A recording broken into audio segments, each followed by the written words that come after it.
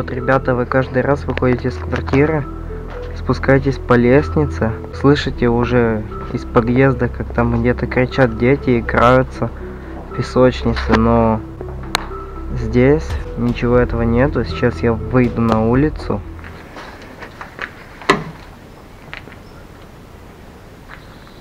Чувствуете разницу?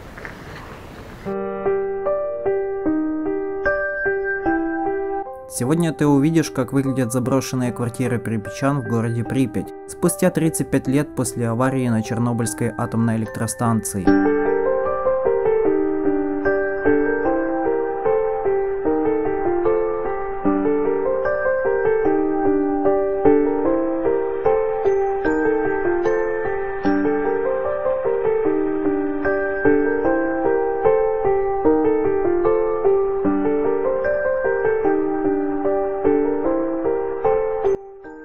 Сегодня город Припять – это царство дикой природы.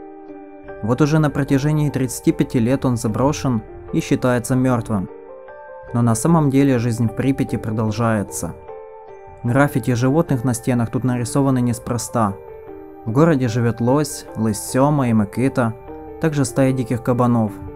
Помимо животных, каждый день в городе находится одна или несколько групп сталкеров. Это нелегальные туристы, которые приходят сюда на несколько дней, чтобы отдохнуть от суеты больших городов.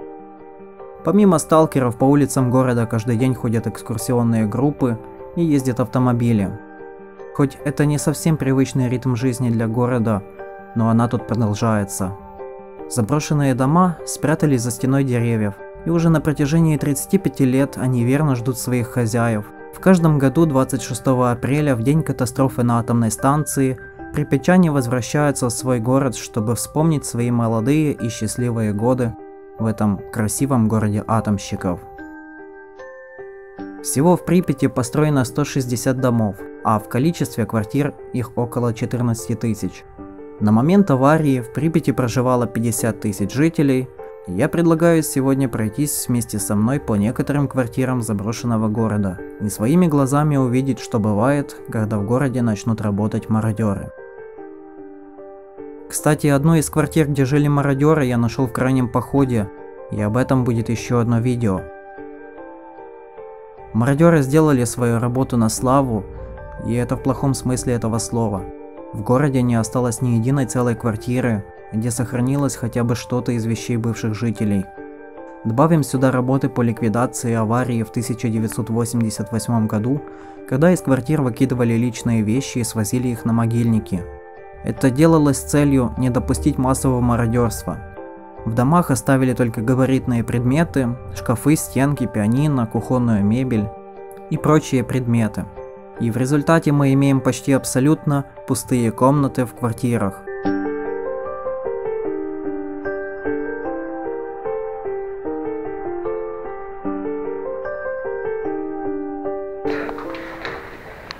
Такое вот тут состояние. Все, шкаф, как видите, был весь в лаке. Сейчас уже все, короче, прогнило. Вот, мародеры все выпилили. Раковину хоть и оставили. И балкон был остеклен. Ну и еще спальню вам покажу сейчас. Как видите, кровати тоже металлистами все сделано.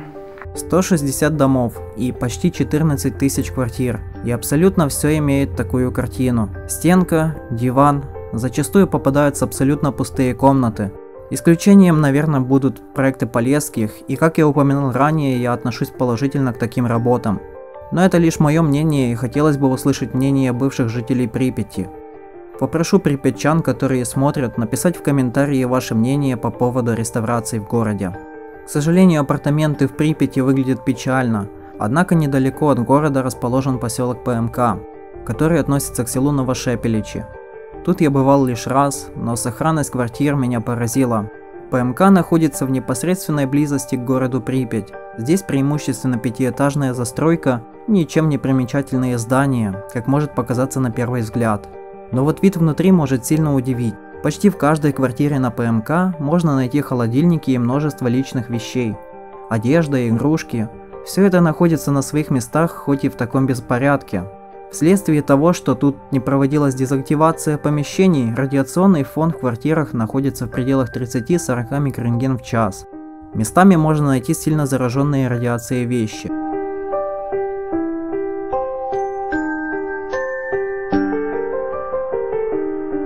Припять – это наглядный пример того, как одна человеческая ошибка может изменить судьбы многих людей. Спустя сутки после аварии на атомной станции город был эвакуирован и за относительно небольшое время разграблен. Это город-памятник советской эпохи, также самой масштабной техногенной катастрофы 20 века, а также это памятник человеческой жадности. Квартиры припятчан могли бы стать целыми локациями для исследования, как в легальной экскурсии, так и в самостоятельном походе. Каждое помещение было бы уникально по-своему. К сожалению, они были разграблены мародерами в 1986 году, а спустя 2 года вовсе опустошены ликвидаторами. Все эти вещи ныне закопаны на специальном могильнике «Песчаное плато», на месте которого должен был находиться 6-й микрорайон города Атомщиков. Опустошенные 35 лет назад, они все еще преданно ждут своих хозяев, которые каждый год возвращаются в свои дома в день аварии. Летом тут витает запах сухой древесины, а в зимнее время в подъездах и сопутствующих помещениях витает аромат сырости. Сталкеры любят Припять, хоть и город сильно разграблен мародерами.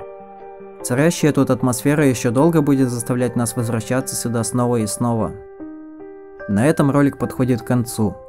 Попрошу вас поставить лайк и подписаться на канал. Ну а я с вами прощаюсь, всем удачи и пока.